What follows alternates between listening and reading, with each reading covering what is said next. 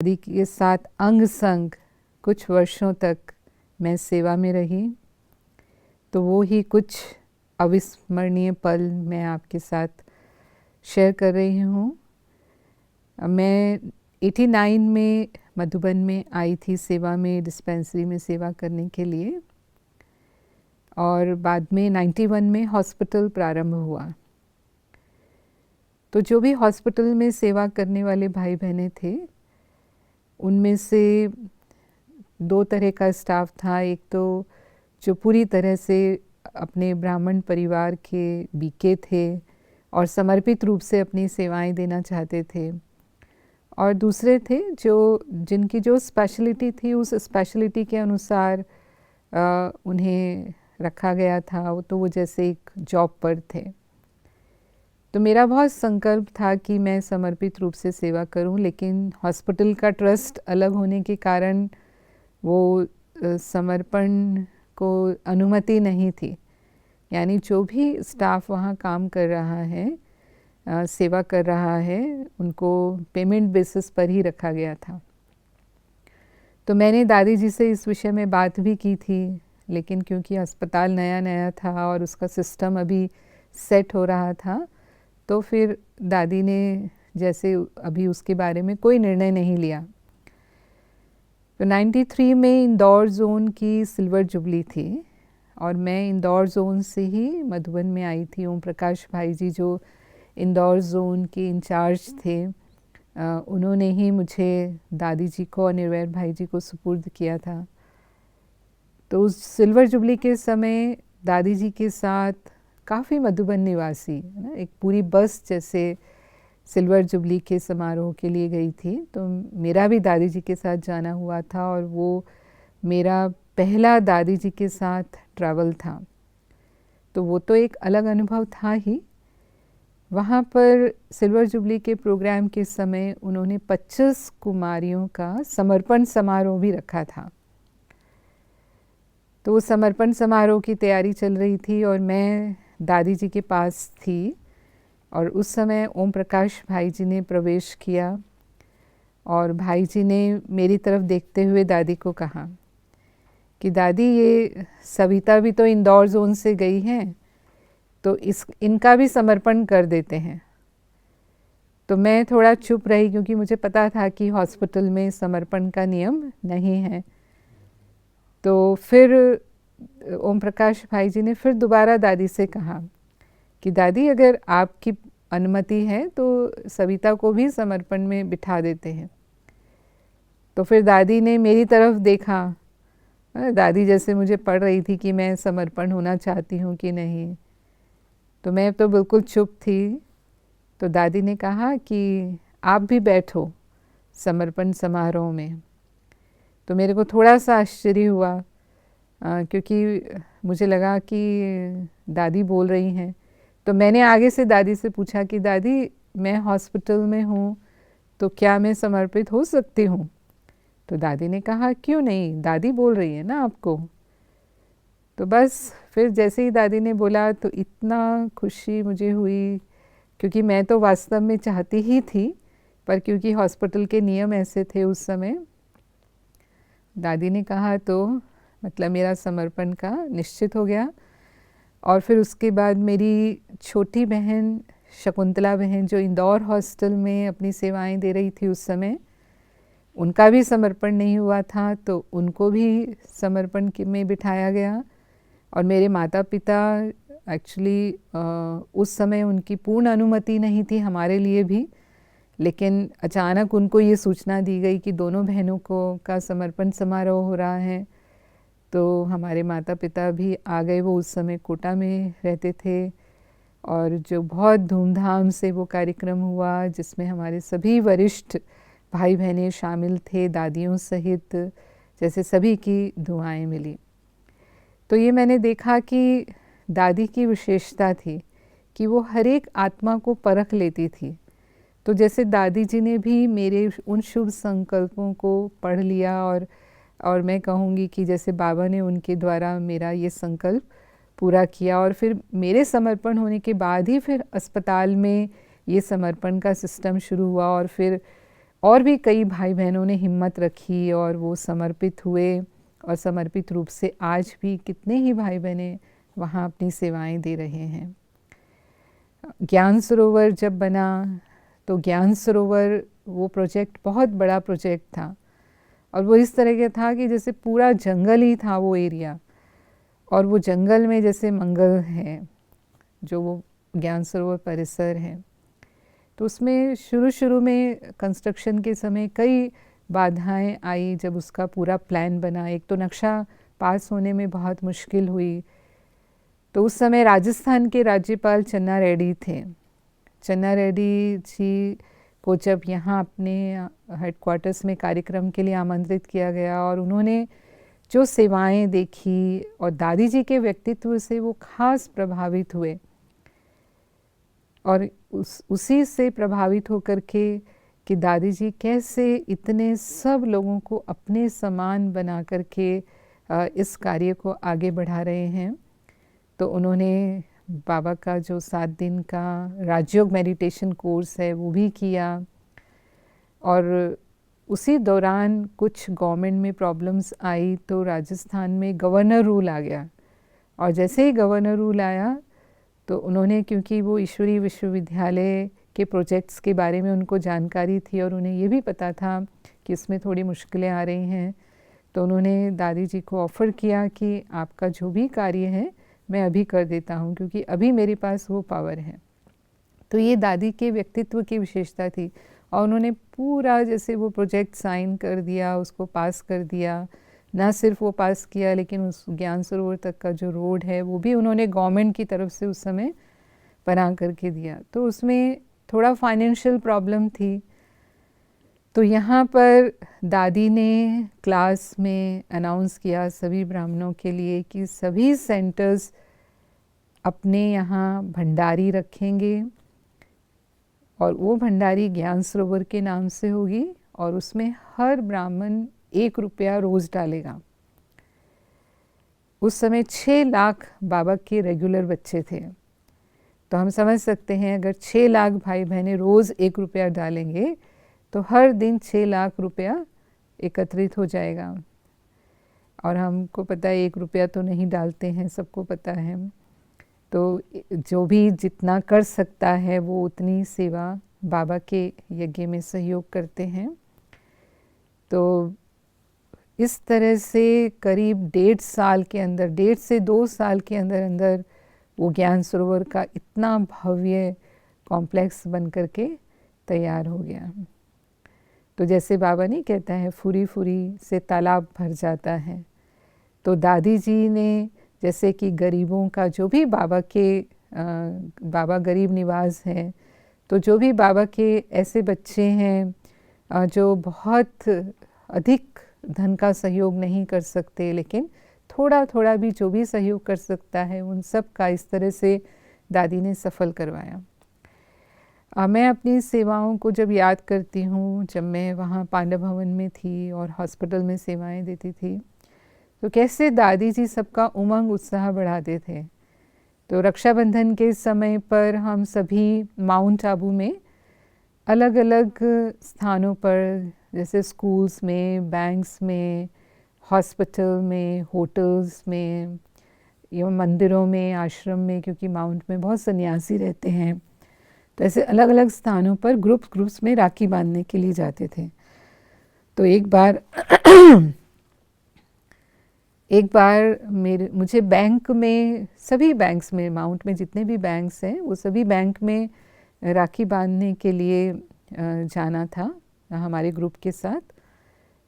तो मैंने थोड़ा सा उसको क्रिएटिव किया उस समय कि जब हम बैंक के स्टाफ को पूरा राखी का महत्व बताते थे, और फिर उसके बाद मैंने उनको कहा कि आप जो भी समझते हैं कि हमारी कमज़ोरी है, हमें आपसे और कुछ नहीं लेना है, लेकिन जो आपकी कमज़ोरी है या कोई व्यसन है आपके जीवन में, तो आज के दिन आप हमें एक स्लिप में वो संकल्प लिख करके वो हमें देंगे। मन ही मन करें ऐसे नहीं, उनसे हमने एक स्लिप में लिखवा लिया, और सभी ने बहुत प्यार से लिख के भी दिया, और वो सारे स्लिप्स हमने इकट्ठे कर लिए, तो काफ़ी हो गया वो। मैं आई जब मैं उस समय दादी जी के पास रोज़ रात को सेवा के लिए जाती थी। तो दादी कई बार मेरे से आगे से ही होकर पूछते थे कि आज सारा दिन क्या सेवा की, जैसे दादी मेरा चार्ट लेते थे। तो जब उस दिन दादी ने मेरे से पूछा तो मैंने दादी को ये सारा समाचार सुनाया कि दादी आज हम बैंक में राखी बांधने गए थे और आज हमने ऐसे ऐसे किया और सभी ने ऐसे लिख के दिया, और मैंने सारी वो चिटकियाँ भी दिखाई दादी को कि दादी देखो, और सभी ने बहुत अच्छे अच्छे संकल्प लिख के दिए हुए थे। तो दादी भी बहुत खुश हुई ये देख करके कि अच्छा बैंक वालों ने ऐसे ऐसे किया, मतलब इस तरह से वो सेवा हुई उनकी। फिर दूसरे दिन जब दादी मुरली सुना रहे थे ओम शांति भवन में, तो दादी ने कोई बात आई मुरली में राखी के ऊपर, तो दादी ने पूरे भरी क्लास में मेरा नाम लेकर के, दादी वैसे मुझे डॉक्टर बुलाते थे, डॉक्टर ऐसे गई थी, और पूरा समाचार दादी ने सुनाया जो मैंने रात को दादी को सुनाया।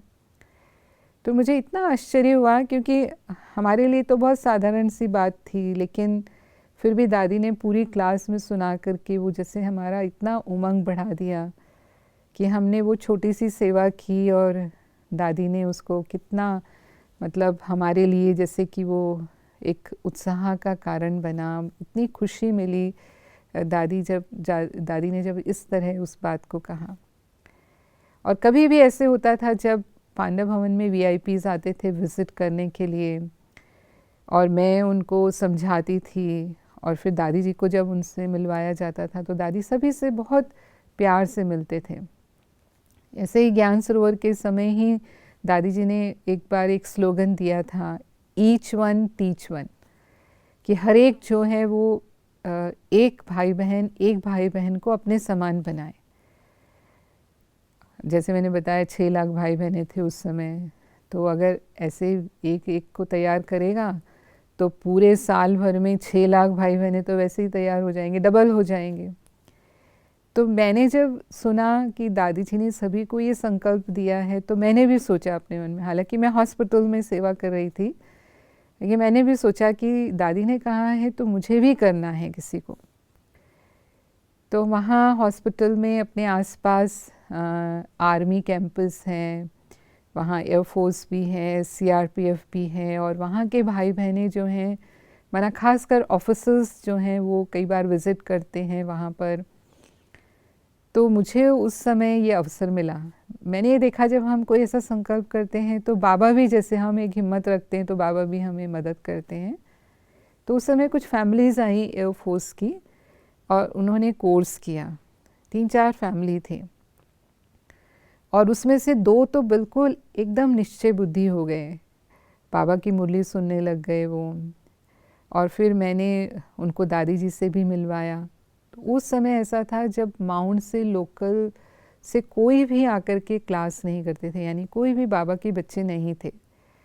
तो ये जैसे एक बड़ी बात थी, और दादी जी भी उस से मिली उनसे, जो भी माउंट आबू की फैमिलीज़ थी, वो आज तक भी, भले वो यहाँ से फिर वो ट्रांसफ़र होकर के दूसरी जगह भी चले गए, क्योंकि उनकी तो टेम्परेरी पोस्टिंग होती है वहाँ पर, 2-3 महीने 3 साल के लिए ही होती है, लेकिन बाद में भी वो फिर बाबा के बच्चे बने रहे, और बाबा मिलन में भी आते रहे, समय प्रति समय जो भी अपने कार्यक्रमों में वो आ सकते थे वो उसमें आते रहे।